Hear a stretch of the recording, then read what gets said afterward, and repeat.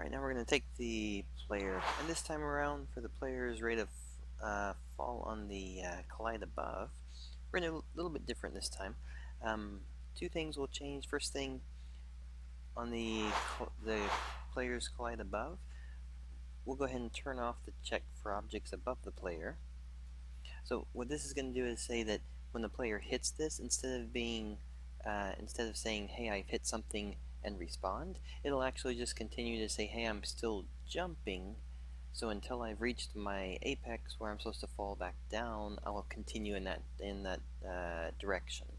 So we'll do the check for objects above and just turn this one off. And then also, just so we can see a little bit extra here, we're going to skip on down to the jump. If you go down to the jump for the walk, or the jump for the regular move speed, we'll do the jump, and let's say we do the jump at about 10, and we'll do the jump height at about 5.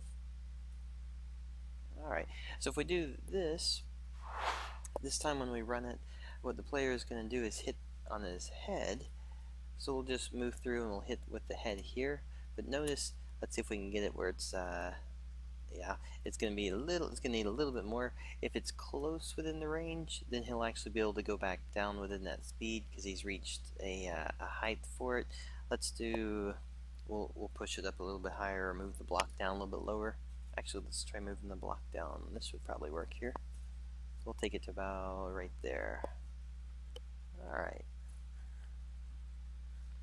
So it has to be, if the player is on the up, so there we go. So the player is going up, which means he hasn't reached the apex, which is really cool because at this point you can actually just move the player around at this stage until he gets to the edge, and then he continues and finishes his jump. So there can certainly be some fun gameplay elements that you could actually do. Instead of having the player just hit his head and then fall back down, you can actually have it be a little bit more creative on the jump element hitting the top.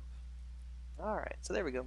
That's just another way you can use the character collide above and then the rate of fall with it.